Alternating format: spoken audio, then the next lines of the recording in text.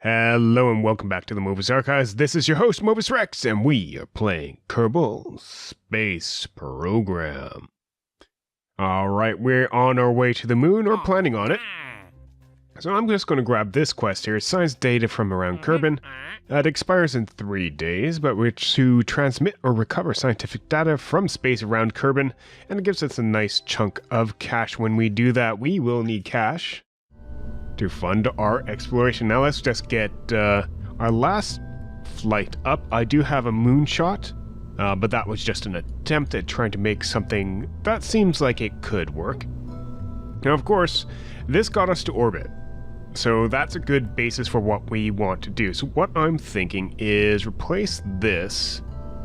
Actually, how's the gimbaling on this? Terrier liquid fuel engine, not bad. Okay. So I'm thinking, give that one. Try to get us a little bit further out into space with our main engine component. Take you guys off and replace you. And of course, rename it first. But take those guys off. I'm going to slide this up a bit to here. And switch out for Thumper engines. Just hit Alt here to duplicate that. And give us a triple threat thingamabobber. Whoop. Hello. Alright, triple duplication things. And that should give us a good chance. Looks like we might stress out the lower engine there. Come on. There we go. We want to be standing on our solid fuel boosters. Put that liquid engine down there. Where's our staging? Drop those off. Then we go ahead, drop this stage off. Alright. Activate that. That can happen at the same time as this.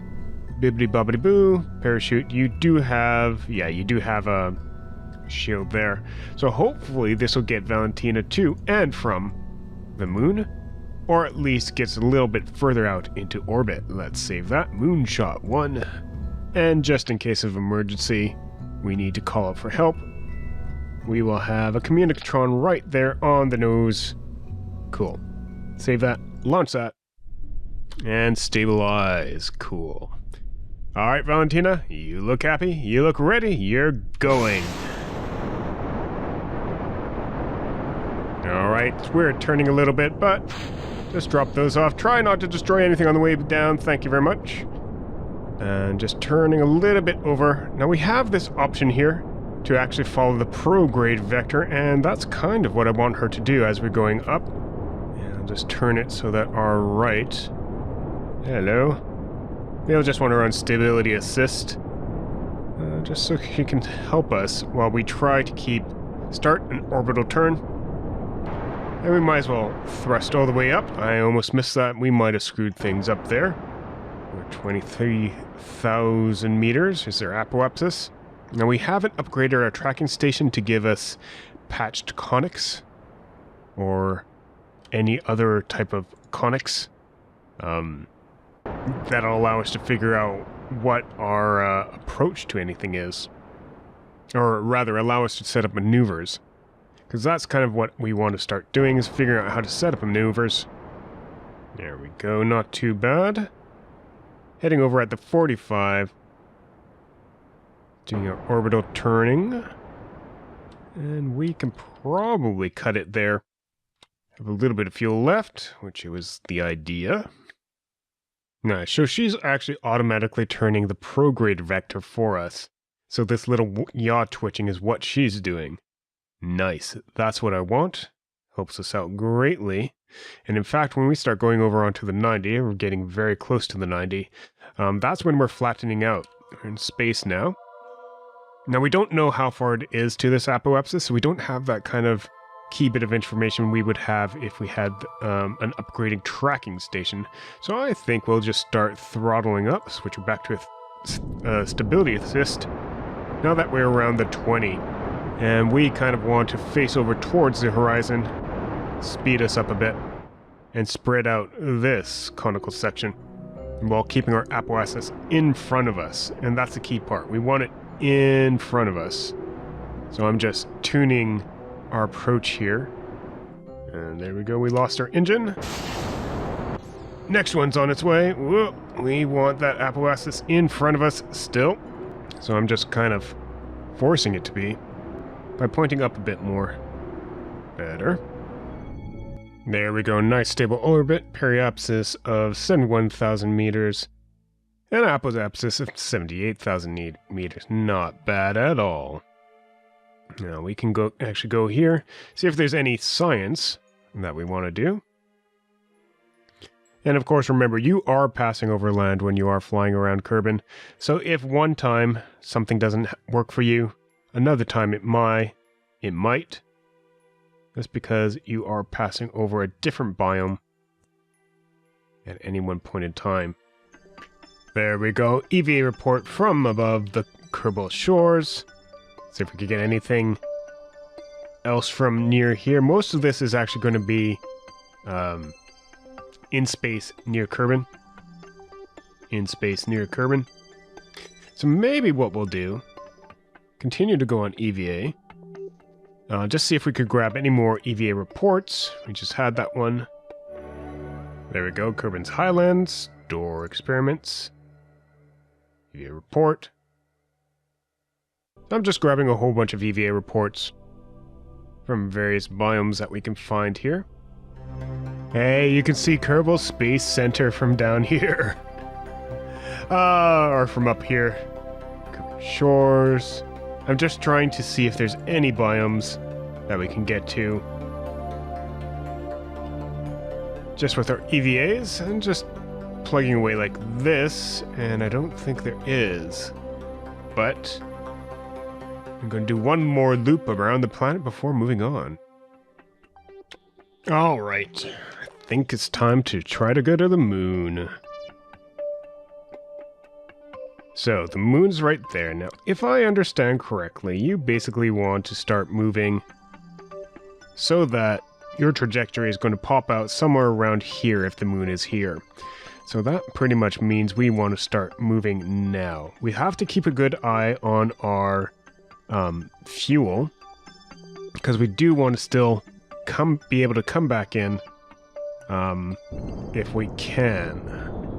Now, I might be doing this completely wrong, and I think I am. I think we should have started here. Our apoapsis is being pulled out. Let's stop for a sec. Come out to our apoapsis. I'm gesturing at the screen. Come out to our apoapsis and see whether we get any additional science from that point. Yeah, we're high in space over Kerbin, so we'll keep that data. Go on EVA.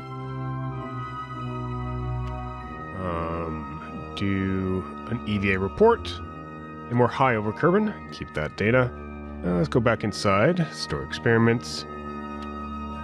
And start doing more experiments here. And we'll keep almost all this data. And of course, when you're oh, crap. Hit the wrong key there. That might have changed our orbit. But if you're disembarking, you kind of want your ship pointed north or south, just so that you can get aboard a little bit easier. At least that's what I find. No, I don't think we incredibly botched our mission, just slightly. I want to turn you on and find prograde, please. I like that. I like that she can find prograde for us. It's really makes my life a lot easier. And we just want to burn along prograde. In fact, we want to modify prograde so that maybe this isn't how you do it, but so that we are closer to the equator. Alright, that's about as far as I'm willing to go. 7, almost 8 million, oh, let's go to 8. 8 million kilometers. That's about as far as I'm willing to go, because we still have to land this thing. And our periapsis is 87 meters away from Kerbin. Now, I don't think we'll get close enough to the moon for it to make a difference to us, but we'll give it a go. Alright, I'm going to send us for another loop. And maybe 2. Oh, this might be good. This might have been good if we actually extended it. Well, let's see if we get, no, we're going to miss the moon entirely. I was hoping. Oh, well. Closest Valentina and the moon have been. It's a lovely romance.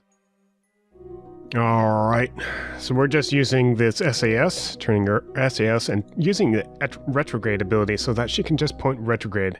And that, just a little bit of a push, will get us back to Kerbin.